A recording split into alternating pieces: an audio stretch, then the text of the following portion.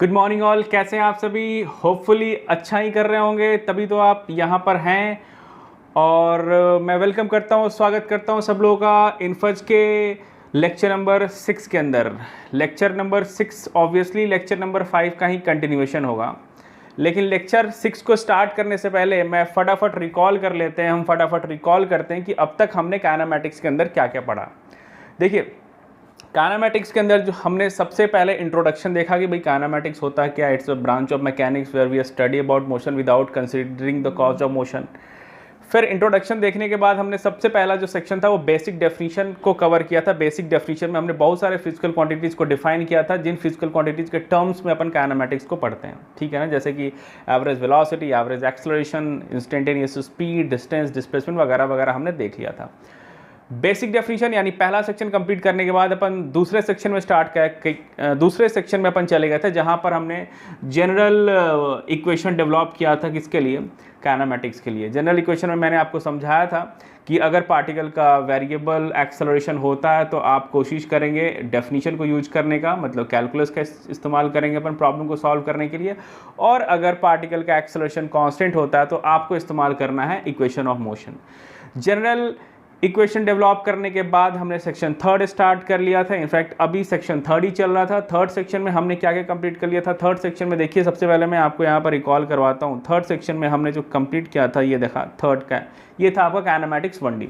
Kinematics 1D को हमने दो पार्ट में, काइनेमैटिक्स 1D और जनरल काइनेमैटिक्स में अंतर यही है कि भाई काइनेमैटिक्स 1D में पार्टिकल सिर्फ एक लाइन पे मूव करेगा, तो उसके पास सिर्फ दो ही पॉसिबल डायरेक्शन बचेंगी, और दो अगर पॉसिबल डायरेक्शन होगी तो अपन वेक्टर को डायरेक्शन असाइन करने के लिए आई कैप जे कैप यूनिट वेक्टर का इस्तेमाल नहीं करते हैं, रादर अपन साइन कन्वेंशन का इस्तेमाल करते हैं। फिर kinematics 1D with variable acceleration, यानी कि जब वेरिएबल एक्सेलरेशन होता है तो देखिए अपन कैलकुलस का इस्तेमाल कर रहे थे। इस पर बेस हमने सवाल भी काफ़ी सारे प्रैक्टिस कर लिए। नोट में कुछ पॉइंट देखने के बाद लास्ट क्लास के अंदर हमने kinematics 1D with constant acceleration start कर लिया था।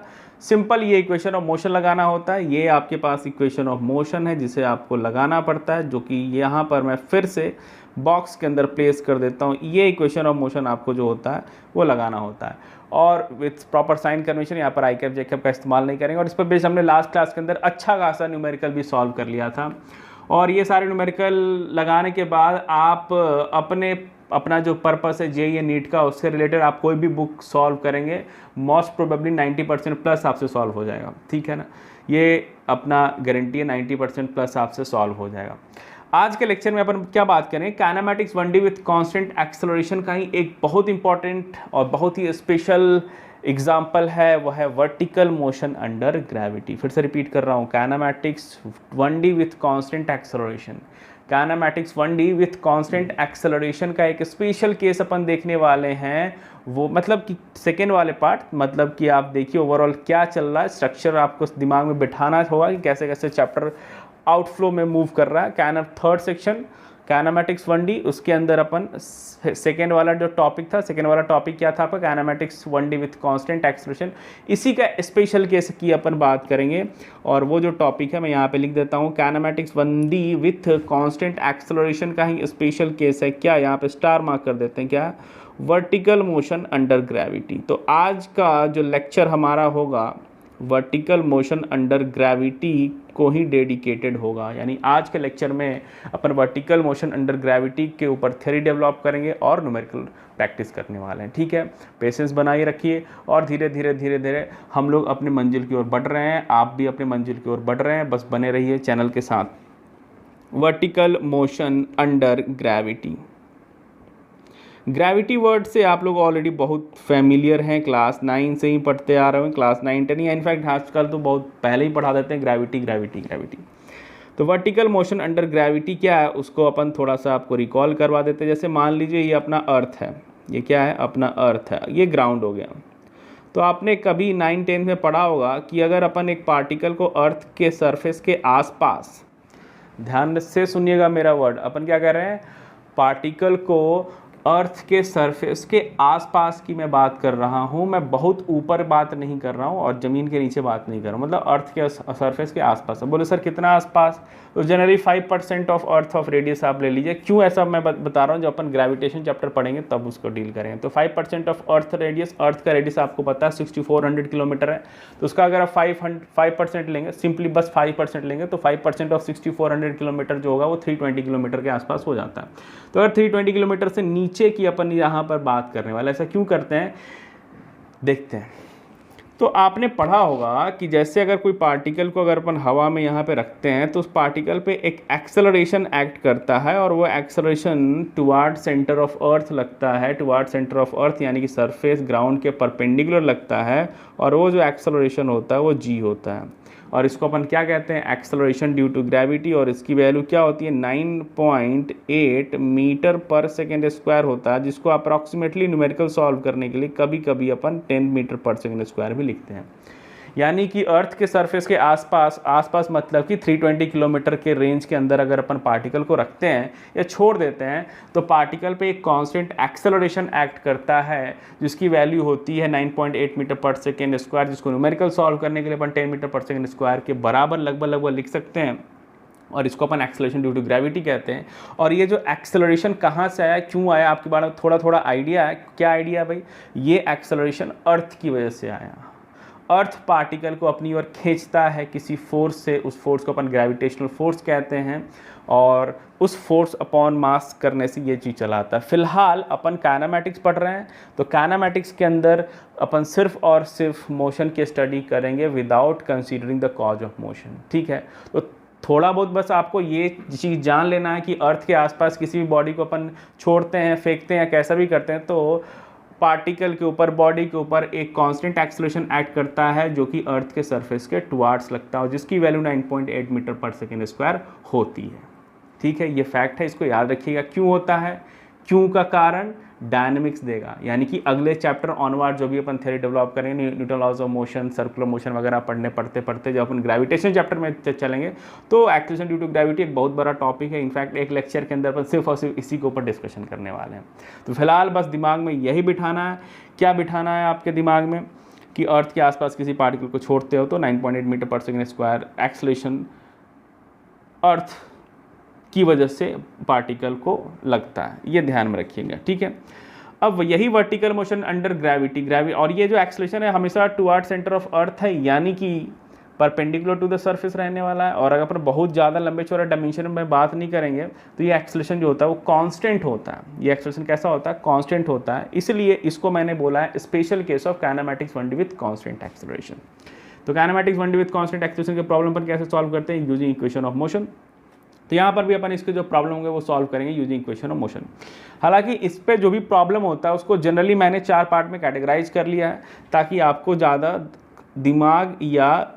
दिमाग पर स्ट्रेस लगाने की कोई ज़रूरत नहीं होगी। तो ओवरऑल मैंने पूरे केसेस को 4 पार्ट में डिवाइड कर लिया। जैसे कि इसको मैं लिखता हूँ ग्राउंड टू ग्राउंड प्रोजेक्शन, अपन यहाँ पे लिखेंगे। यानी पहला जो केस होगा, मतलब कि वर्टिकल मोशन अंडर ग्रेविटी को मैंने 4 स्पेसिफिक केस में डिवाइड कर रखे हैं, जिस पर अपन थ्योरी डेवलप करेंगे, और उस थ्योरी पर बेस्ड अपन आज की क्लास में न्यूमेरिकल भी सॉल्व करने वाले हैं। तो देखते हैं, पहला जो है ए नंबर की अगर अपन बात करें तो है आपके पास ground to ground projection. Ground to ground projection, अब इसका क्या मतलब हुआ, सिंपल है। ग्राउंड से अपन पार्टिकल को फेंकते हैं और ग्राउंड पे ही कैच कर लेते हैं। जैसे कैसा होगा, यहाँ पर मैं डायग्राम बना लेता हूँ सिंप्लीफाइड नीचे। ये आपका हो गया ग्राउंड को अपन इस तरीके से थोड़ा सा शेडेड करके दिखाते हैं। ये आपका हो गया पार्टिकल, और पार्टिकल को अपन क्या कर रहे हैं, ग्राउंड से फेंका है, यानी नीचे से फेंक रहे हैं, और ऊपर की ओर फेंकेंगे। ग्राउंड से नीचे अपन ज़मीन तोड़ नहीं सकते हैं, ऑब्वियसली ऊपर की ओर फेंक रहे हैं। और इसकी जो इनिशियल वेलोसिटी है वो ऐसा यूनिट में दे रखी है यू क्या है, इनिशियल वेलोसिटी, जिससे आप किसी पार्टिकल को ग्राउंड से ऊपर फेंकते हो।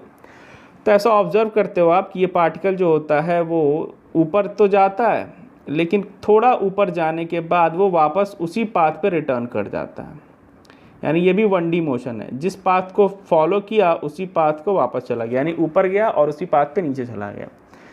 अब एक ही पाथ पे ये ऊपर भी जा रहा है और नीचे भी आ रहा है, तो इसको विजुअलाइजेशन करने के लिए, ज्योमेट्रिकली अच्छे से विजुलाइज करने के लिए मैं क्या करता हूँ, इसको थोड़ा सा जाने का रास्ता मैं अलग बनाता हूँ और आने का रास्ता को मैंने यूँ इस तरीके से कर दिया। तो ये बस geometrical purpose, for the purpose of visualisation मैंने यहाँ पर बनाया है। पार्टिकल जो होता है ऐसा नहीं कि गया ऐसे और आया ऐसे, मतलब दो अलग अलग रास्ते नहीं होते, एक ही रास्ता होता है। बस दिखाने के लिए मैंने एक जाने का रास्ता यानी असेंडिंग का रास्ता, एक आने का रास्ता, एक डिसेंडिंग का रास्ते को मैंने अलग अलग दिखा दिया। तो कुछ इस तरीके का मोशन होता है। और मुझे पता है कि through out the motion acceleration जो होने वाला है वो एक्सेलरेशन ड्यू टू ग्रेविटी अर्थ की वजह से वो जी नीचे होने वाला है, यानी कि यहाँ पर हमें एक्सेलरेशन की वैल्यू पता है, यूनिवर्सली ये हमें पता है। अब इस मोशंस के कॉरस्पॉन्डिंग कुछ अपन फिजिकल क्वांटिटीज़ के ऊपर डिस्कशन करेंगे, उसके लिए फॉर्मूला डेवलप करेंगे। आइए एक एक करके देखते हैं।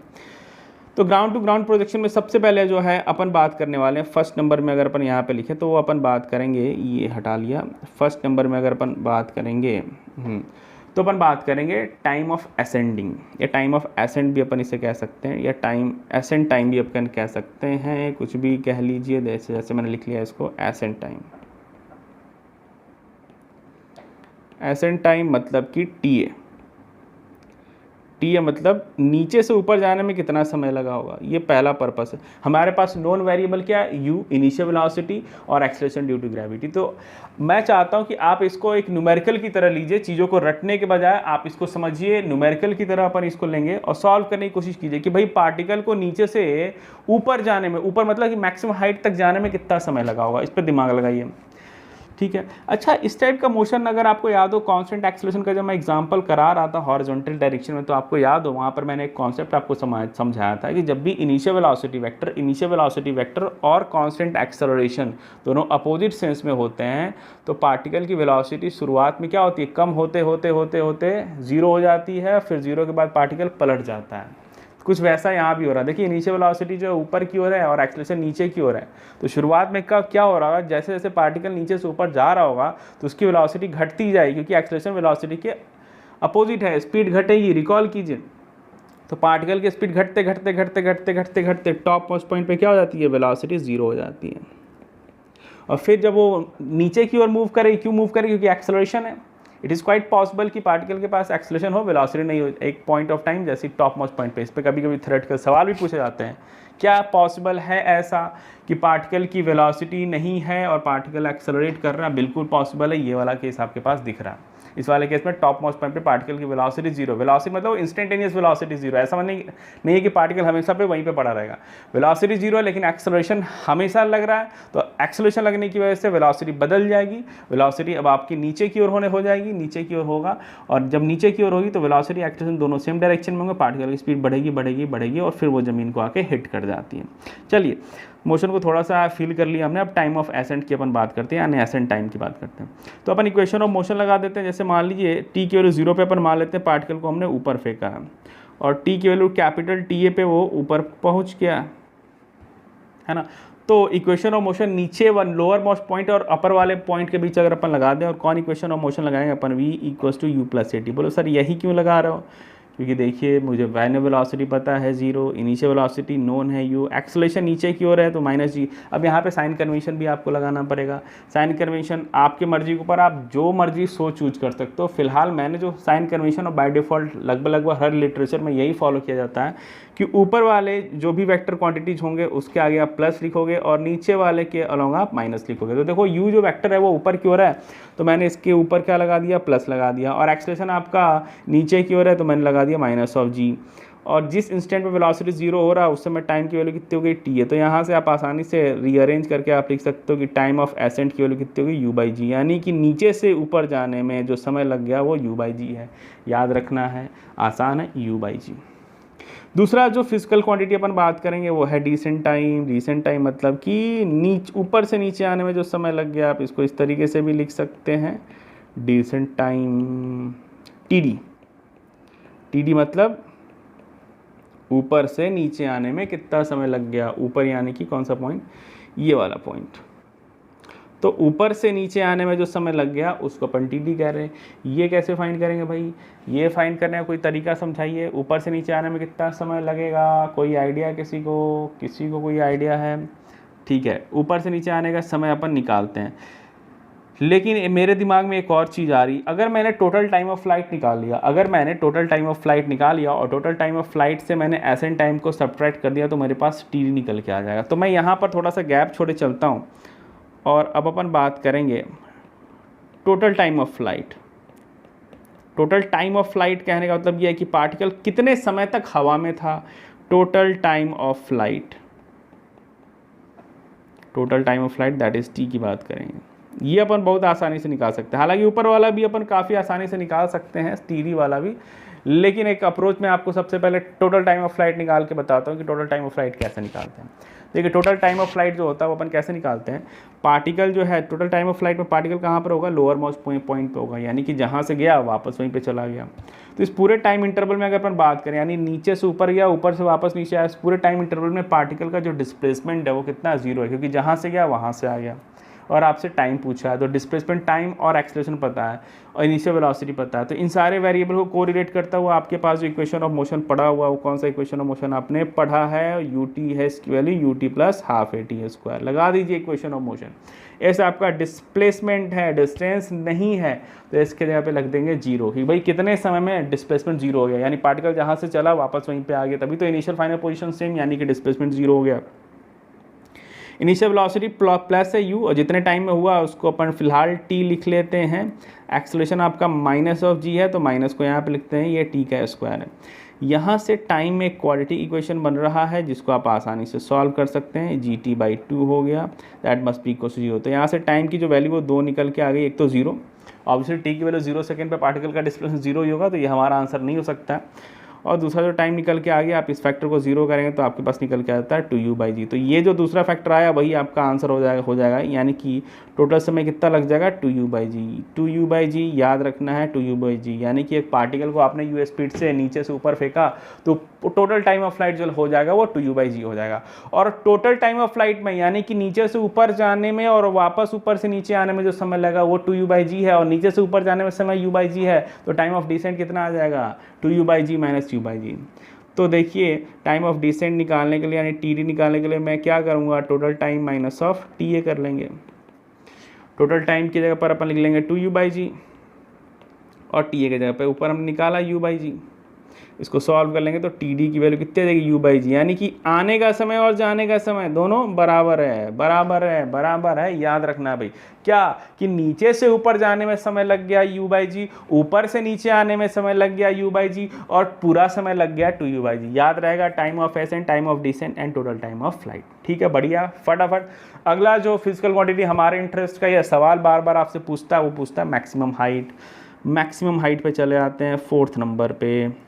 मैक्सिमम हाइट मतलब पार्टिकल सबसे ऊंचा कहाँ तक पहुँचा, मैक्सिमम हाइट रीच्ड, या सिंपली मैक्सिमम हाइट की बात करते हैं। मैक्सिमम हाइट कितना रीच हुआ होगा, जैसे पार्टिकल को आप फेंकते हो यहाँ से यहाँ, तो ये जो हाइट हुआ ना बेटा, ये वाला जो हाइट यहाँ से यहाँ जो मैं येलो कलर से बना रहा हूँ, ये जो हाइट होता है ना, this is called maximum height.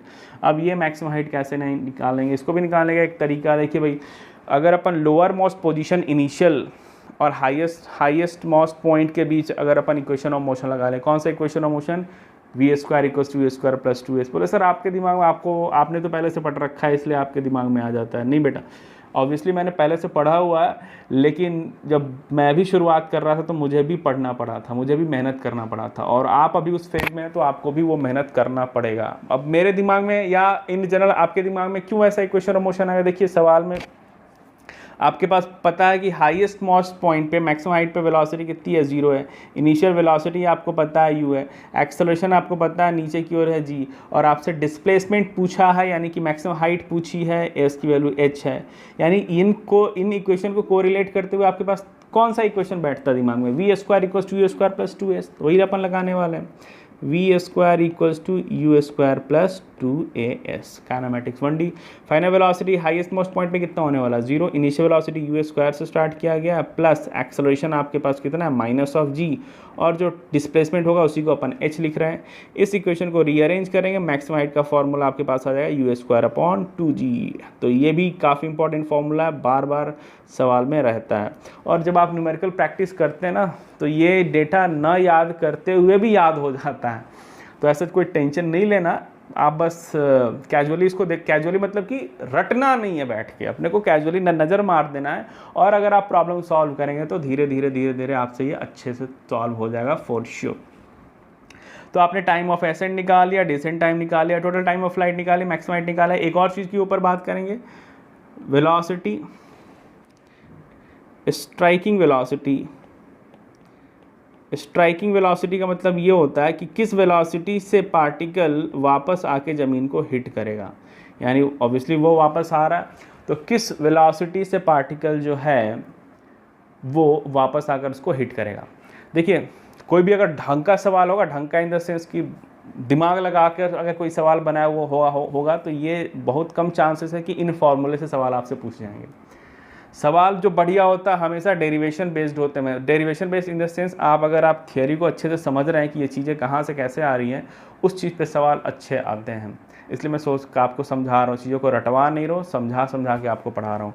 Striking velocity, striking velocity कहने का मतलब ये है कि किस वेलोसिटी के साथ, जैसे यहाँ पर आ रहा है, ये यहाँ पर किस वेलोसिटी के साथ ज़मीन को वापस हिट कर रहा है, ये मुझे वी फाइंड करना, दैट इज स्ट्राइकिंग वेलोसिटी। अब ये कैसे अपन निकालेंगे, देखिए थ्रू आउट द मोशन क्या हुआ, डिस्प्लेसमेंट आपका जीरो हुआ, डिस्प्लेसमेंट आपका जीरो है। फाइनल वेलोसिटी पूछा है, वी पूछा गया है। इनिशियल वेलोसिटी आपको पता है, एक्सेलरेशन पता है। फिर से दिमाग में क्या आएगा, इक्वेशन ऑफ मोशन इस्तेमाल करना है। कौन सा equation of motion, v square equals to a square plus 2s। किस इंटरवल के बीच अपन लगा रहे हैं, इनिशियल और फाइनल, यानी कि जब फेंका पार्टिकल को या बॉल को और जब वो वापस ज़मीन को हिट कर रहा है, तो इन दोनों इंस्टेंट के बीच अपन लगा रहे हैं v square equals to u square plus 2s। Final velocity आपको निकालनी है, इनिशियल वेलोसिटी आपको दे रखी है 2, एक्सेलरेशन आपका -g है, और डिस्प्लेसमेंट क्या है ये कौन बताएगा मुझे, कौन बताएगा भाई। डिस्प्लेसमेंट क्या है, जहाँ से अपन चल रहे हैं वापस वहीं पे चले हैं, डिस्प्लेसमेंट कितना हो गया, 0 हो गया। लिख लीजिए भाई, डिस्प्लेसमेंट आपका 0, डिस्प्लेसमेंट ऐसी है वेक्टर क्वांटिटी, याद रखिएगा। तो ये पूरा ओवरऑल 0 हो गया। आपके पास वेलोसिटी की स्क्वायर की वैल्यू कितनी आ गई, यू स्क्वायर है, तो आप इसको यहाँ से आसानी से लिख सकते हो, वी की value plus minus you basically geometry है। यहाँ पर अपन -u को ही फोकस करने वाला है, क्योंकि ये -u क्या है, माइनस क्या इंडिकेट कर रहा है कि डायरेक्शन जो है वेलोसिटी वेक्टर की वो नीचे की ओर है, तो हमारे साइन कन्वेंशन के अकॉर्डिंग वो माइनस ही होने वाला है। तो ये 5 फिजिकल क्वांटिटी है जो कि इंटरेस्टेड हैं, इस मतलब नॉर्मली ये पूछे जाते हैं, आपको पता होना चाहिए, बेसिक चीज़ें। इसके अलावा घुमा फिरा कर आएगा तो आपके दिमाग में बस एक ही चीज़ आना चाहिए, equation of motion with proper sign convention. चलिए, ये जो मोशन था इसको अपन कहते हैं ग्राउंड टू ग्राउंड प्रोजेक्शन, और इससे रिलेटेड हमने 5 फिजिकल क्वांटिटी जान लिया। अब कुछ नोट करने वाले पॉइंट्स हैं इस मोशन के कॉरस्पॉन्डिंग, जो कि मैं आपको लिखा देता हूँ। नोट इंपॉर्टेंट है, नोट नंबर 1। देखिए जो नोट्स होते हैं वो थ्योरी का आप कह सकते हो एपोजिशन होता है। एपोजिशन मतलब कहने का मतलब ये कि वो थ्योरी को सपोर्ट करते हैं। आपने जो थ्योरी पढ़ा है कभी कभी उससे रिलेटेड कोई ऐसी चीज़ें होती हैं जो कि आपको दिखती नहीं, और नोट में जब मैं उस चीज़ को पढ़ाता हूँ तो वो चीज़ आपको फिर से उस चीज़ को विजुअलाइजेशन कर देता है। सबसे पहले नोट अपन लिखते हैं, क्या लिखेंगे, स्पीड। पहला note, speed of particle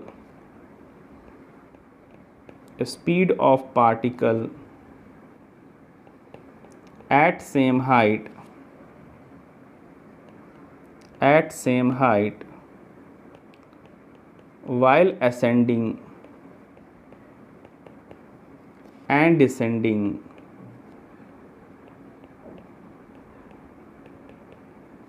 will be same। यानी पार्टिकल जब असेंड कर रहा हो या डिसेंड कर रहा हो, तो अगर अपन सेम हाइट वाले 2 पॉइंट की बात करें तो वहाँ पे दोनों की स्पीड सेम होगी। डायरेक्शन भले पलट जाएगी पर स्पीड सेम होगी। कैसे, देखिए फिर से समझने की कोशिश करते हैं। Speed of particle at same height while ascending and descending will be same. जैसे ऊपर वाले मोशन को देखिए, कहाँ गया भाई, ये रहा, जूम कर लेते हैं। जैसे मान लिया मैंने एक यहाँ पर हाइट ले लिया, ये वाली हाइट ले लिया मैंने, तो ये पॉइंट क्या कर रहा है कि सेम हाइट पर अगर आपके पास एक पार्टिकल है और जब वो असेंड कर रहा था तो उसकी वेलोसिटी मान लेते हैं कुछ भी है, v है, तो सेम हाइट पर डिसेंडिंग करते वक्त भी ये स्पीड उतना ही रहेगा। डायरेक्शन ऑब्वियसली पलटेगा, एक असेंडिंग है दूसरा डिसेंडिंग है। तो ये पॉइंट बस इतना कह रहा है कि अगर आपके पास हाइट सेम है तो असेंडिंग वाली स्पीड और डिसेंडिंग वाली स्पीड दोनों बराबर होंगी, यानी वेलोसिटी अपोजिट होंगे, हालांकि मैग्नीट्यूड बराबर होने वाला है। इस चीज़ को प्रूव कर सकते हैं क्या अपन? क्या इस चीज़ को अपन प्रूव कर सकते हैं? आसानी से प्रूव भी हो जाएगा, कोई दिक्कत वाली बात नहीं है। देखिए यहाँ पर अपन लगा देंगे, देखिए मान लिया ये जो हाइट है वो हाइट h है आपके पास, किसी भी टाइम पर आपके पास ये जो हाइट है वो h है। तो अपन क्या कर रहे हैं, इक्वेशन ऑफ मोशन का इस्तेमाल करेंगे, v square equal to u square plus 2s। जब पार्टिकल ऊपर जा रहा है, मतलब जब पार्टिकल यहाँ पर था, ध्यान से देखिएगा, जब पार्टिकल असेंडिंग वक्त यहाँ पे था, डिसेंडिंग वक्त यहाँ पे था, लेकिन इसका डिस्प्लेसमेंट जो था दोनों इंस्टेंट पर इनिशियल पोजीशन के रिस्पेक्ट में डिस्प्लेसमेंट कितना था, h था। तो अगर आप इक्वेशन ऑफ मोशन का इस्तेमाल करते हैं, v square equals to u square, v square equals to u square plus of 2 minus of g और h की अगर अपन यहाँ पे बात करें तो वेलोसिटी की आपके पास दो वैल्यू निकल के आ जाएगी, plus minus of you square minus of 2gh। अब देखिए यही जो प्लस माइनस है ना, यही इंडिकेट कर रहा है, प्लस कौन सी वेलोसिटी को इंडिकेट कर रहा होगा जब अपन असेंडिंग की ओर है, और माइनस कौन सी वेलोसिटी को इंडिकेट कर रहा होगा जब अपन डिसेंडिंग की ओर है। तो वही चीज़ है, डिसेंडिंग के दौरान स्पीड और असेंडिंग के दौरान जो आपके पास स्पीड होने वाला वो सेम होने वाली, यानी सेम हाइट पे आप ऊपर जा रहे हो नीचे जा रहे हो, स्पीड आपकी सेम होने वाली, प्लस माइनस बस उसके डायरेक्शन को इंडिकेट करता है। प्रूफ हो गया, ठीक है, सेम हाइट पे वेलोसिटी ऊपर नीचे होगी। इस चीज़ को आप ऊपर वाले से भी देख सकते हो, यहाँ पर जो हमने पॉइंट नंबर आपका जो 5th था कि स्ट्राइकिंग वेलोसिटी, देखिए आप जिस स्पीड से आपने फेंका यू से, वापस उसी स्पीड से वो नीचे की ओर गिर रहा है। तो यहाँ पर हाइट 0 है, ठीक है, या किसी भी हाइट पर ये अपन काम कर सकते हैं कि उस हाइट पे अगर जाते हुए स्पीड v है तो आते हुए भी स्पीड क्या होगी, v होगी, बस डायरेक्शन क्या होगी, पलटी होगी। इस चीज़ को जब अपन वर्क एनर्जी पावर चैप्टर पढ़ लेंगे तो एनर्जी कंजर्वेशन से भी और आसानी से प्रूव किया जा सकता है। फिलहाल अपन वर्क एनर्जी पावर नहीं पढ़ रहे हैं, सिर्फ काइनेमैटिक्स पे फोकस किए हुए, तो काइनेमैटिक्स से इसको सॉल्व देख रहे हैं, ठीक है। तो ये नोट नंबर 1 था। नोट नंबर 2 में चले आते हैं भाई फटाफट। Note number 2, speed of particle at same time हम तो बता दिए। उसके बाद क्या बताने वाले हैं भाई, time taken to reach a height while ascending will be same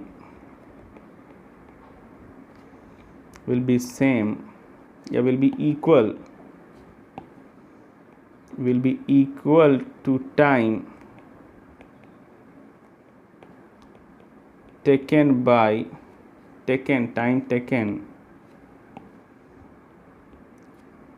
to reach ground from same height while descending। क्या कहना चाह रहा हूं, एक बार पढ़ते हैं फिर ऊपर समझने की कोशिश करते हैं। Time taken to reach a height while ascending will be equal to time taken to reach ground from same height while descending.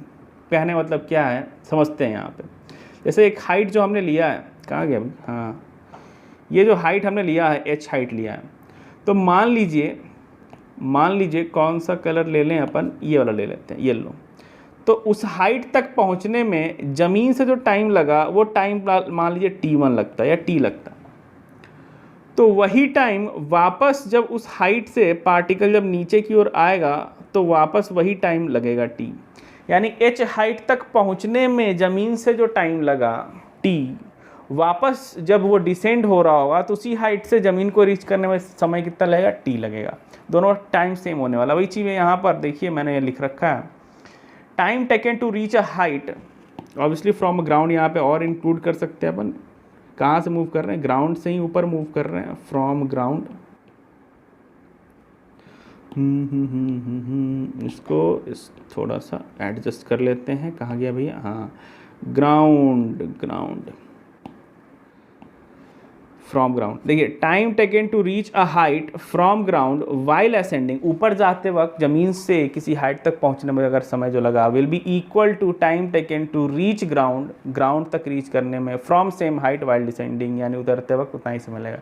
इसको भी आप आसानी से प्रूफ कर सकते हो, ऊपर वाले नोट की हेल्प से आप प्रूफ कर सकते हो। देखिए जैसा ऊपर वाले मैंने नोट में पढ़ाया, कि भाई अगर आपने यहाँ इसको स्पीड u से फेंका है और इस मान लीजिए यहाँ पे समय आपके पास 0, यहाँ पे टाइम t लग जाता है, तो या अलग अलग टाइम मान लेते हैं, टाइम ऑफ या यहाँ पे t1 मान लेते हैं, यहाँ पे टाइम t2 लग गया, यानी ऊपर चढ़ते वक्त मान लीजिए टाइम t1 लग गया और नीचे चढ़ते वक्त मान लीजिए टाइम t2 लग गया, नीचे उतरते वक्त। तो अपन इक्वेशन ऑफ मोशन लगा लेते हैं, यहीं पर मैं लिख लेता हूँ। देखिए, तो पहले मैं 0 से t1 के बीच इक्वेशन ऑफ मोशन लगाऊंगा, v की वैल्यू u प्लस at, और फिर मैं लगाऊंगा ये वाला इंस्टेंट, यानी उतरते वक्त इंस्टेंट और ज़मीन को हिट करते इंस्टेंट के बीच अपन इक्वेशन ऑफ मोशन लगा लेंगे, v की वैल्यू u प्लस 80। तो मान लीजिए मैं यहीं पे दिखा रहा हूँ, v की वैल्यू u प्लस 80 लगाएंगे आप, तो v की वैल्यू आपके पास आ जाएगी u और एक्सेलरेशन माइनस ऑफ gt1। ये मैंने कहाँ से कहाँ लगाया, ग्राउंड से हाइट s तक पहुँचने में इक्वेशन ऑफ मोशन लगा लिया, v की वैल्यू u प्लस 80। यहाँ से देखिए इसको रीअरेंज करेंगे तो t1 की वैल्यू कितनी निकल के आ जाएगी, t1 की वैल्यू निकल कर आ जाएगी u minus of v by g. सही लिखा। फिर से अपन यही इक्वेशन ऑफ मोशन लगाने वाले हैं, दैट इज v की वैल्यू u प्लस 80, लेकिन कहाँ से कहाँ के बीच अपन लगाएंगे, उतरते हुए लगाएंगे। यहाँ पे ने क्रॉस कर दिया, यहाँ से लेकर यहाँ के बीच। तो देखिए यहाँ पर भी जो फाइनल वेलोसिटी होगी वो आपकी नीचे की ओर होने वाली, जो कि मैंने आपको अभी थोड़ी देर पहले प्रूव किया था कि वो कितनी होती है, माइनस ऑफ u होती है। तो फाइनल वेलोसिटी को आप लिखेंगे माइनस ऑफ u लिख लिया, v की वैल्यू u, देखिए यहाँ पर इनिशियल वेलोसिटी का रोल कौन प्ले करेगा, माइनस v प्ले करेगा। तो आपके पास ये v हो गया, ये u हो गया और एक्सेलरेशन भी नीचे की ओर है, तो क्या लिखेंगे अपन, v की वैल्यू u प्लस 80। कहाँ गया भाई, हाँ नहीं कुछ गड़बड़ हो रहा है क्या, v u और एक्सेलरेशन भी नीचे की ओर है, तो नीचे की ओर एक्सेलरेशन को अपन क्या लिख लेते हैं, minus of g into t2। ठीक है, यहाँ तक सही लिखा हूँ क्या, हाँ ठीक है, सही लिखे रहा है अपन। तो कोई घबराने के, ऊपर वाले थ्रू आउट मोशन को अपन क्या करेंगे, माइनस से मल्टीप्लाई कर लिए, माइनस से मल्टीप्लाई किया तो माइनस माइनस प्लस बन गया, ये आपके पास gt2 बन गया। इसको रीअरेंज कर लीजिएगा, t2 की वैल्यू कितनी आ जाएगी, u minus of v by g. देखिए क्या ये समय और ये समय दोनों बराबर आ गया, बिल्कुल u माइनस बी अपॉन जी। वही चीज़ मैंने यहाँ पर नोट में लिखवाया है कि नीचे से ऊपर और ऊपर से नीचे जाते वक्त जो मोशन होगा समय सेम लगेगा। कहने का मतलब ये है कि नीचे से ऊपर जाना और ऊपर से नीचे आना जो मोशन है ना, वो थोड़ा बहुत सिमेट्रिकल है, सेम हाइट पे स्पीड सेम है, बस डायरेक्शन पलट गई है, यहाँ से यहाँ जाने में समय लगा, वही यहाँ से यहाँ जाने में समय लगा। तो छोटा छोटा चीज़ है, इसको ध्यान में रखिएगा, समझते रहिए, ठीक है। सेकेंड नोट के बाद अपन बात करेंगे लास्ट नोट के ऊपर, थर्ड नंबर है नोट।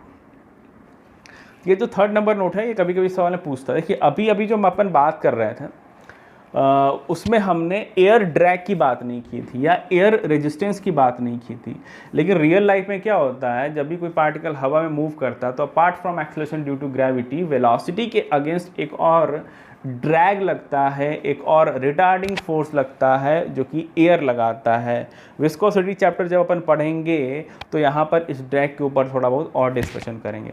तो अगर एयर ड्रैग वेलोसिटी के अगेंस्ट लगता है तो जाने के समय और आने के समय का रेशियो क्या होता है, इसको एज अ क्वेश्चन की तरह अपन ट्रीट कर रहे हैं। तो अपन नोट नंबर थर्ड में लिखेंगे, in case of air drag,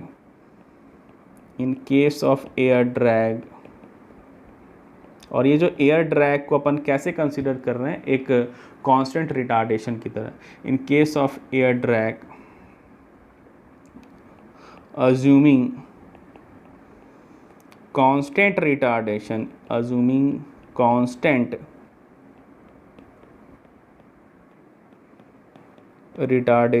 A, in case of air drag assuming constant retardation A, ratio of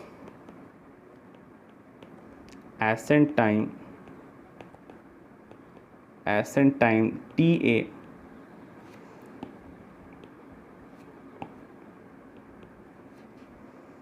and descent time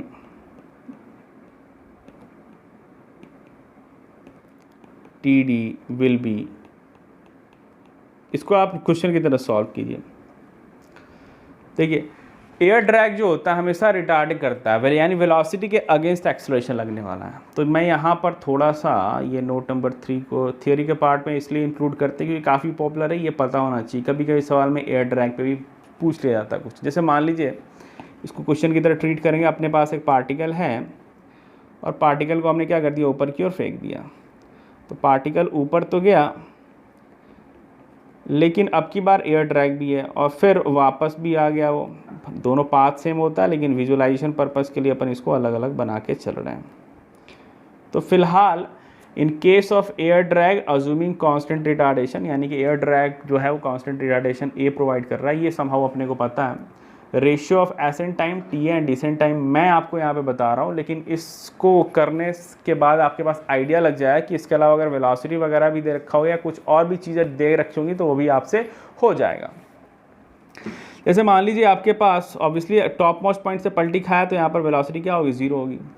accent करते हुए पार्टिकल की वेलोसिटी किधर होती है, ऊपर की ओर होती है वेलोसिटी, तो उसके अगेंस्ट में आपके पास क्या लगेगा, ड्रैग लगेगा, रिटार्डिंग फोर्स लगेगा, जिसकी वजह से ये एक्सेलरेशन है जो कि कांस्टेंट मानना है। कांस्टेंट तभी तो इक्वेशन ऑफ मोशन अपन लगाएंगे। और एक्सेलरेशन ड्यू टू ग्रेविटी भी है नीचे की ओर, जी अपने को पता है। यानी जब पार्टिकल नीचे से ऊपर की ओर जा रहा था तो रिजल्टेंट एक्सेलरेशन जो होगा, ए नेट जो होगा नीचे की ओर कितना होगा, ए प्लस जी होने वाला है, और वो किधर होगा, नीचे की ओर होगा। ये बात समझ में आ गया। ए वाला पार्ट आपका कहाँ से आएगा, ड्रैग की वजह से आएगा, और स्मॉल जी वाला पार्ट कहाँ से आएगा, एक्सेलरेशन ड्यू टू ग्रेविटी की वजह से आएगा। और उसी तरीके से जब नीचे से ऊपर आ रहे होंगे तो पार्टिकल की वेलोसिटी की किधर होगी, नीचे की ओर होगी। किसी भी आप हाइट पे बात कर सकते हो, ऐसा मिसलीड मत करना है कि सेम हाइट पे ही अपन बात करें, क्योंकि ऊपर जो थ्योरी अपन डेवलप कर रहे थे वो ज़रूरी नहीं कि यहाँ पे लगने वाला है, क्योंकि यहाँ पर एक्सेलरेशन जाते हुए अलग होने वाला है और आते हुए अलग होने वाला। क्यों, देखिए अभी अब नीचे की ओर अगर वेलोसिटी है तो उसके अगेंस्ट एक्सेलरेशन किधर लगेगा, ऊपर की ओर लगेगा, लेकिन एक्सेलरेशन ड्यू टू ग्रेविटी जो है हो गया वो तो हमेशा नीचे की ओर लगता है। यानी अगर मैं रिजल्टेंट नीचे की ओर एक्सेलरेशन मानूंगा, ए नेट की अगर मैं बात करता हूं तो रिजल्टेंट नीचे की ओर जो एक्सेलरेशन आएगा वो कितना आएगा, जी माइनस ए नीचे की ओर आएगा। यानी जाते हुए एक्सेलरेशन अलग है और आते हुए एक्सेलरेशन अलग है, इसलिए ये इसको अपन अलग से डील कर रहे हैं। ठीक है, चलिए फिलहाल इसको एज ए न्यूमेरिकल की तरह अपन ट्रीट करते हैं, और नीचे से ऊपर जाने का समय, ऊपर से नीचे आने का समय का रेशियो फाइंड करते हैं। जस्ट एज ए न्यूमेरिकल आप इसको पॉज एंड सॉल्व भी कर सकते हो, कोई बड़ी चीज़ नहीं है। चलिए इसको सॉल्व करने की कोशिश करते हैं। देखिए अगर मान लीजिए यहाँ पर अपन एक काम करते हैं, वेलोसिटी यू मान लेते हैं, थोड़ा एक वेरिएबल कुछ इंट्रोड्यूस करते हैं, लेट अस सी कैसे होता है। वेलोसिटी अपन यू मान लेते हैं, और नीचे से ऊपर के बीच हमने क्या निकाल लिया, इक्वेशन ऑफ मोशन का इस्तेमाल करते हैं, वी की value you plus a T.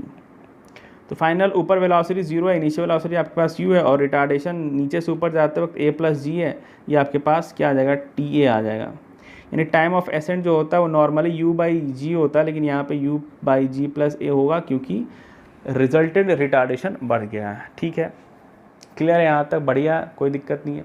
अच्छा, अगर मैक्सिमम हाइट की बात करें कि भाई टोटल मैक्सिमम हाइट कितना रीच किया है, वो भी आप आसानी से निकाल सकते हो। कौन सा इक्वेशन ऑफ मोशन लगाओगे, v square equals to u square plus of 2as से फाइनल वेलोसिटी 0 है, इनिशियल वेलोसिटी आपके पास यू स्क्वायर है। ठीक है क्या, और रिटार्डेशन इसलिए -2g, रिटार्डेशन कितना है, g प्लस ए है, और आपके पास maximum height, obviously maximum height का भी फॉर्मूला क्या आ गया, u square upon 2g plus A. तो सब चीज़ आप कर सकते हो, बस आपके पास ये पता होना चाहिए कि अपवर्ड के अलॉन्ग एक्सेलरेशन अलग होता है अपवर्ड मोशन के दौरान, और डाउनवर्ड मोशन के दौरान एक्सेलरेशन अलग होता है। चलिए यहाँ तक समझ में आ गया। अच्छा एक बात बताइए, इन दोनों में अगर मैं u को एलिमिनेट कर दूंगा तो क्या ऐसा बन जाएगा, हाइट की जो वैल्यू होगी वो कितनी होगी, देखिए यू स्क्वायर के जगह पे मैं यहाँ से रख दूंगा, क्या रखूँगा, g प्लस ए का स्क्वायर टी का स्क्वायर, ये यहाँ से उठा लिया, मतलब इस वाले इक्वेशन को मैं यहाँ पे सब्स्टिट्यूट करके ये डालने वाला हूँ। क्यों कर रहा हूँ, अभी क्लियर हो जाएगा आपके पास। U square divided by 2g plus of A आ गया, g प्लस ए कैंसिल हो गया, और इसको रीअरेंज करेंगे तो आपके पास टाइम एसेंट की जो वैल्यू आ जाएगी वो आपके पास हाइट के टर्म में आ जाएगी 2h अपॉन जी प्लस ए का स्क्वायर रूट। ये आपके पास पहला इक्वेशन बन गया, फर्स्ट आप इसको लिख सकते हो। अब टाइम ऑफ एसेंट पे बहुत काम कर लिया, अपन टाइम ऑफ डिसेंट पे बात करते हैं।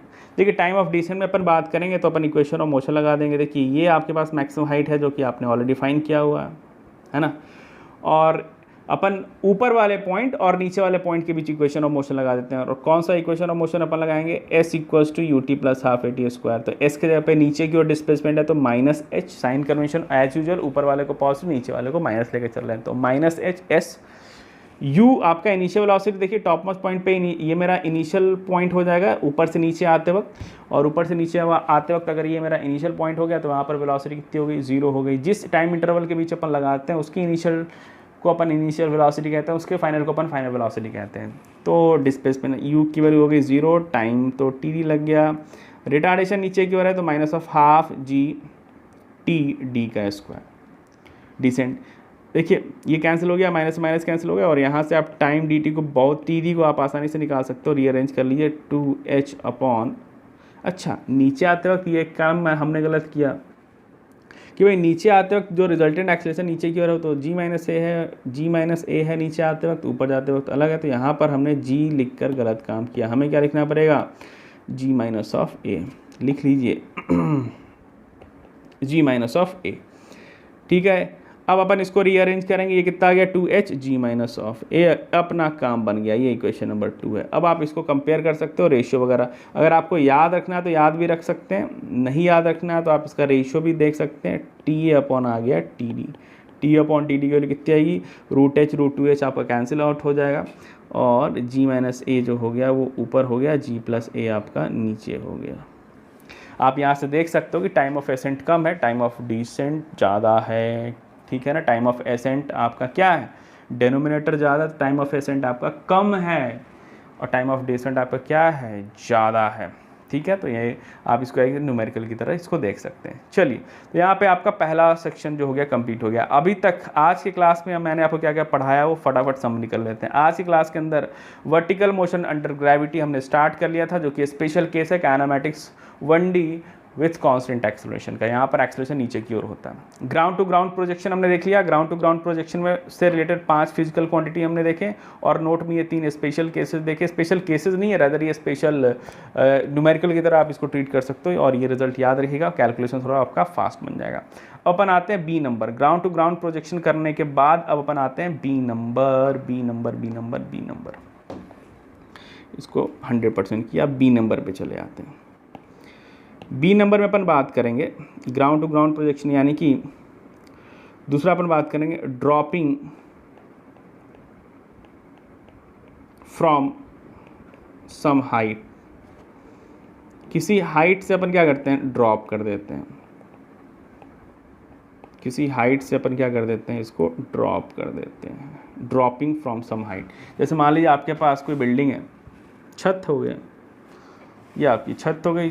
छत की हाइट आपके पास h नोन है, ये जो हाइट है वो h आपके पास नोन है, और यहाँ से किसी पार्टिकल को हमने क्या कर दिया, ड्रॉप कर दिया। ड्रॉप का मतलब होता है इनिशियल वेलोसिटी 0। ड्रॉप का मतलब होता है बस छोड़ दिया। ऐसा नहीं अपन नीचे की ओर फेंकते हैं ना ऊपर की ओर फेंकते हैं, ना नीचे की ओर फेंकते हैं ना ऊपर की ओर फेंकते हैं। अपन क्या करते हैं, जस्ट उसको छोड़ दिया, यानी इनिशियल वेलोसिटी क्या हो गई, 0 हो गई। तो अगर आप इसको छोड़ते हो तो ये आपका नीचे ज़मीन हो गया। बिल्डिंग को भी थोड़ा शेड करके दिखा देता हूँ ताकि आपको विजुअलाइजेशन हो जाए। आज का समय जो है, लगता है समय आज थियरी में ज़्यादा लग रहा है। कोई बात नहीं, आप थियरी को भी एज ए क्वेश्चन की तरह समझ सकते हैं, सीख सकते हैं। नेक्स्ट क्लास के अंदर अपन इस पर बेस्ड न्यूमेरिकल को सॉल्व कर लेंगे। आज की क्लास में मेनली अपन थियरी डेवलप कर रहे हैं, किसके लिए, वर्टिकल मोशन अंडर ग्रेविटी के सारे सवाल हो जाएंगे आपसे। देखिए, तो यहाँ पर भी अपन इस मोशन के करस्पॉन्डिंग भी अपन क्या करेंगे, वही 4 से 5 फिजिकल क्वांटिटी कैलकुलेट करने वाले हैं। यानी सबसे पहले टाइम ऑफ एसेंट, कंटिन्यूटी के लिए हालांकि यहाँ टाइम ऑफ एसेंट तो कुछ होने वाला नहीं, क्योंकि पार्टिकल ऊपर नहीं जा रहा है। एक्सेलरेशन ड्यू टू ग्रेविटी आपका किधर लग रहा है, नीचे की ओर लग रहा है, तो सीधा का सीधा नीचे चला आएगा। कैसे आ जाएगा, इस पाथ को फॉलो करता हुआ, डॉटेड वाले पाथ को फॉलो करता हुआ आ जाएगा। ज़मीन को मान लीजिए वेलोसिटी v के साथ वो हिट कर रहा है। फिर भी अपन कंटिन्यूटी के लिए सारे पॉइंट पे बात करेंगे। एसेंट टाइम के ऊपर अपन अगर बात करेंगे, एसेंट टाइम यहाँ पर कितना हो जाएगा, 0 होने वाला है। क्यों 0 होने वाला है, क्योंकि पार्टिकल ऊपर जा ही नहीं रहा है, वेलोसिटी 0, एक्सेलरेशन नीचे की ओर लग रहा है, यानी कि वेलोसिटी नीचे की ओर बढ़ेगा, पार्टिकल नीचे की ओर आने वाला है। तो टाइम ऑफ एसेंट 0 होने वाला है। सेकेंड में बात करेंगे टाइम ऑफ डिसेंट, यानी डिसेंट टाइम की बात करें। अनलाइक इसके ऊपर वाला केस, अनलाइक इसके ऊपर वाला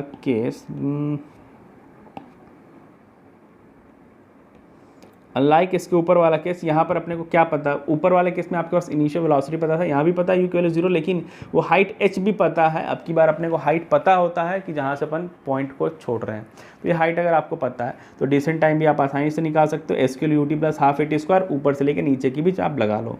तो डिस्प्लेसमेंट नीचे की ओर है तो -h, एक्सेलरेशन आपके पास वेलोसिटी इनिशियल वेलोसिटी 0 हो गई तो 0 × t कर सकते हैं। रिटार्डेशन भी नीचे की ओर है तो -12 g TD का स्क्वायर आप लिख सकते हो, TD का स्क्वायर। माइनस माइनस कैंसिल हो गया, इसको रीअरेंज करेंगे। टाइम ऑफ डिसेंट जो आ गया आपके पास आ गया √2h/g। ये याद रखिएगा, काफ़ी इंपॉर्टेंट है, यानी नीचे से ऊपर से नीचे आने में जो समय लग गया। थर्ड जो है आपके पास बिल्कुल कंटिन्यूटी बनाए रखेंगे, टोटल टाइम ऑफ फ्लाइट की बात करेंगे। और यहाँ पे टोटल टाइम ऑफ फ्लाइट क्या होगा, T A plus T D, total time of flight, total time of flight, total time of flight क्या होने वाला, T A plus T D भाई। और मुझे पता है टी ए ज़ीरो हो गया, यानी पार्टिकल ऊपर ही नहीं गया, पार्टिकल अगर ऊपर ही नहीं गया तो टोटल टाइम ऑफ फ्लाइट किसके बराबर होगा, टी डी के बराबर होगा। और टी डी आपने ऑलरेडी ऊपर फाइंड किया हुआ, √2h/g, काफ़ी पॉपुलर इक्वेशन है, अपन अभी पढ़ रहे हैं और धीरे धीरे अपने आप आपके दिमाग में छपता चला जाएगा जैसे जैसे आप न्यूमेरिकल प्रैक्टिस करते रहेंगे। तो ये याद रखिएगा, टोटल टाइम ऑफ फ्लाइट कितना होता है, √2h/g। Total time of flight निकालने के बाद हमने वहाँ पर क्या देखा था भाई, वहाँ पे रिकॉल कीजिए, ए वाले पॉइंट में क्या देख रहे थे अपन, क्या देखा था, मैक्सिमम हाइट। यहाँ पर भी अपन मैक्सिमम हाइट की बात तो कर लेते हैं, लेकिन आप सबको पता है मैक्सिमम हाइट क्या होने वाला है। फिजिक्स को थोड़ा सा फील भी करते रहिए टाइम टू टाइम, और मैथ्स तो है ही, जहाँ पर फील बंद हो जाता है वहाँ से मैथ्स स्टार्ट हो जाता है। Maths is the language of physics, इस चीज़ को आप याद रखिएगा। मैक्सिमम हाइट कैसे होगा भाई, ऑब्वियसली एच ही होने वाला है, क्योंकि ये तो नीचे ही गिरेगा, ऊपर तो जा नहीं रहा। तो ग्राउंड से अगर आप हाइट को देखोगे तो मैक्सिमम हाइट एच ही रहेगा, जो इनिशियल हाइट है, क्योंकि उसके बाद तो क्या हो रहा है, पार्टिकल आपकी नीचे की ओर आ रही है, तो आपकी जो हाइट रहेगी वो एच की एच ही रहने वाली है। तो यहाँ पर मैक्सिमम हाइट के जगह पर अपन क्या बोलेंगे, हाइट जो मैक्सिमम है वो एच के जगह पर एच ही रखेंगे। हाइट की जो बिल्डिंग है, बिल्डिंग की जो हाइट है वही आपके पास मैक्सिमम हाइट होने वाली। पाँचवा पॉइंट क्या, आसान है, कोई धीरे धीरे आपको खुद मज़ा आने लगेगा। फिफ्थ पॉइंट की अपन बात करेंगे, स्ट्राइकिंग वेलोसिटी। स्ट्राइकिंग वेलोसिटी यानी कि किस वेलोसिटी से वो ज़मीन को आके हिट कर रहा है। तो ये भी आप इक्वेशन ऑफ मोशन लगा लीजिए। वेलोसिटी पूछा है, इनिशियल वेलोसिटी पता है, आपके पास डिस्प्लेसमेंट पता है, देखिए ऊपर से नीचे आप इक्वेशन ऑफ मोशन लगा सकते हैं। फाइनल वेलोसिटी पता है, इनिशियल वेलोसिटी 0 है, ये भी पता है। तो लगाएंगे कौन सा equation of motion, v² = u² + 2as। Final velocity आपको निकालनी, इनिशियल वेलोसिटी 0 है, एक्सेलरेशन ड्यू टू ग्रेविटी नीचे की ओर है, डिस्प्लेसमेंट भी आपका नीचे की ओर है, दोनों माइनस माइनस हो जाएंगे, प्लस रीअरेंज करेंगे, वेलोसिटी की वैल्यू आ जाएगी आपके पास √2gh, प्लस भी आएगा, सॉरी प्लस भी आएगा, पर प्लस को आप नहीं लेंगे, आपको लेना है माइनस, क्योंकि वेलोसिटी नीचे की ओर है। तो प्लस माइनस दोनों चला आता है, लेकिन आप मेनली कंसिडर करेंगे माइनस, क्योंकि हमारे साइन कन्वेंशन के अकॉर्डिंग नीचे है। बोलोगे सर फिर प्लस क्यों आ रहा है, प्लस क्यों आ रहा है, बताइए प्लस क्यों आ रहा है, v² = 2gh में प्लस क्यों आ रहा है। तो यहीं पर मैथ्स और फिजिक्स में डिफरेंस हो जाता है। फिजिक्स वाइज आप कह सकते हो कि भाई वेलोसिटी तो नीचे ही आने वाला है। जिस तरीके से अपन मान लीजिए टाइम में क्वाड्रेटिक इक्वेशन सॉल्व करते हैं, और क्वाड्रेटिक इक्वेशन सॉल्व करते करते अगर एक वैल्यू पॉजिटिव दूसरी वैल्यू अगर निगेटिव आ जाती है, तो अपन बोलते हैं since time can not be negative. हमारा परसेप्शन है कि टाइम निगेटिव नहीं हो सकता है, इसलिए अपन उस वैल्यू को निगलेक्ट कर सकते हो। यहाँ पर भी आप देख सकते हो वेलोसिटी नीचे की ओर आ रही है, पॉजिटिव तो हो नहीं सकते, तो आप पॉजिटिव वाले वैल्यू को हटा सकते हो, सिर्फ माइनस ही आप रख सकते हो। ठीक है, ये वाला केस क्लियर हो गया। क्या था ये, dropping from some height, height से हमने क्या कर दिया, उसको ड्रॉप कर दिया। अब इससे रिलेटेड भी कुछ नोट वाले एक दो पॉइंट है, जो कि मैं आपको फटाफट, जिस तरीके से ऊपर वाले मैंने आपको समझाया था नोट में 1 2 3 कुछ कुछ पढ़ाया था, उस तरीके से यहाँ पर भी मैं आपको नोट में 1 2 3 2-3 पॉइंट है जो कि इस केस से रिलेटेड बार बार पूछे चले जाते हैं। चलिए देख लेते हैं। नोट नंबर 1, नोट नंबर 1 में अपन क्या देखेंगे, जैसे मान लीजिए ये आपके पास बिल्डिंग हो गई, एक अच्छी खासी लंबी चौड़ी बिल्डिंग है, और यहाँ से आपने क्या किया, एक पार्टिकल को ड्रॉप कर दिया।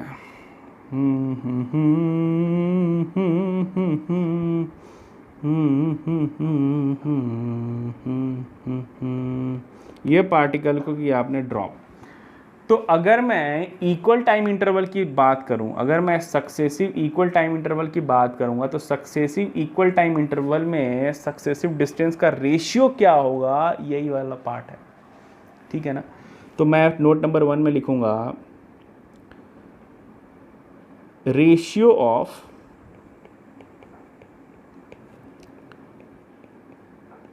सक्सेसिव डिस्टेंस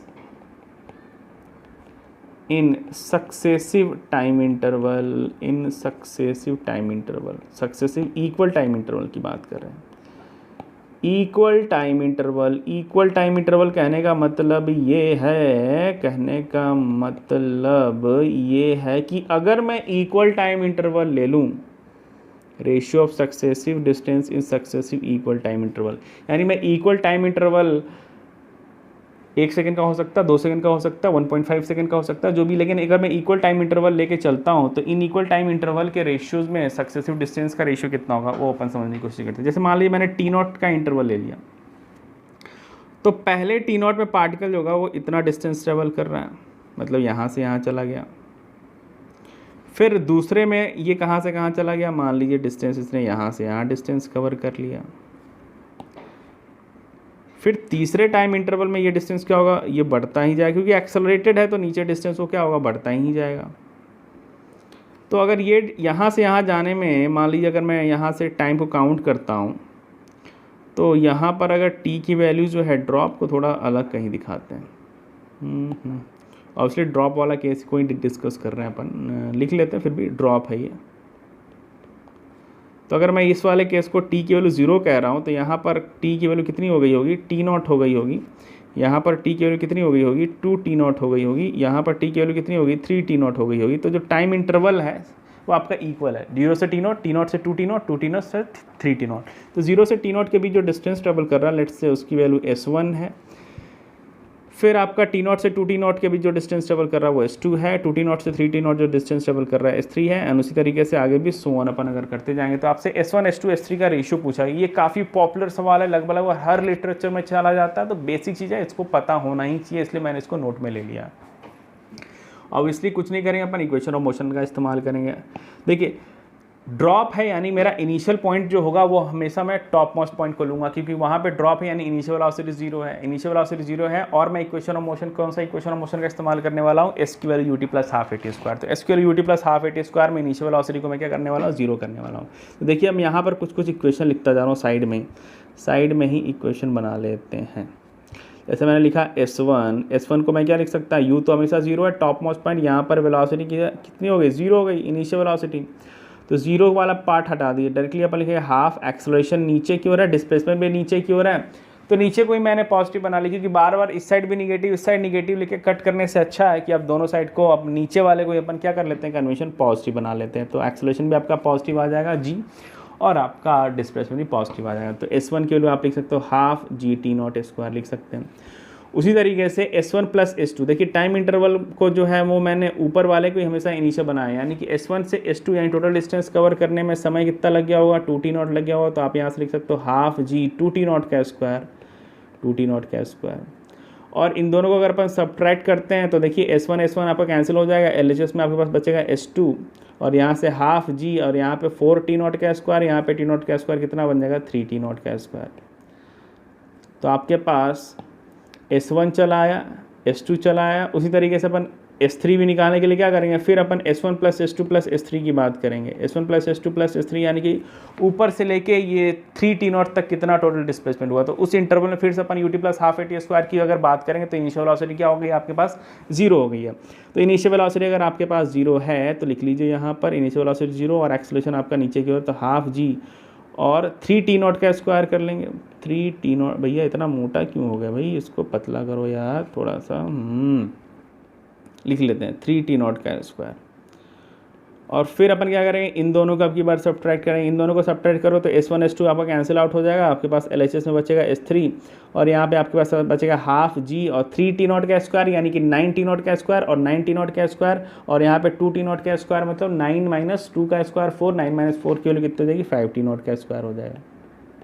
तो ये आपके पास आएगी S3। तो किसी भी सीरीज और सीक्वेंस को डिफाइन करने के लिए मुझे 3 टर्म की ज़रूरत ऐसा पड़ती है नॉर्मली जनरली। तो यहाँ पर भी आपके पास S1 S2 S3 अगर आ गया तो आप इनका रेशियो अगर आप लेते हो, इनका रेशियो अगर आप लोगे तो देखिए हाफ G/2 यहाँ भी है, कैंसिल आउट हो जाएगा, T0 का स्क्वायर कैंसिल आउट हो जाएगा, और यहाँ कुछ नहीं है यानी 1 है, यहाँ आपके पास 3 है, यहाँ पर आपके पास 5 है। तो अगर अपन यहाँ पर कंक्लूजन निकालें तो फाइनल रिजल्ट जो अपन याद रख सकते हैं कि अगर अपन सक्सेसिव इक्वल टाइम इंटरवल लेते हैं S1 plus S2 plus S3 and so on, इसका जो रेशियो होने वाला वो कितना होने वाला, 1:3:5:, अगला क्या आएगा पता ही आपको, 7 आने वाला, और ये इस तरीके से फोन चलेगा। तो ये चीज़ याद रखिएगा कि ऑड 1:3:5:7 रेशियो में सक्सेसिव इक्वल टाइम इंटरवल में सक्सेसिव डिस्टेंस का रेशियो होता है। समझ में आ गया होगा, ये इंपॉर्टेंट नोट है क्योंकि कहीं ना कहीं आपको इस सवाल से इस चीज़ से पाला पड़ने वाला है।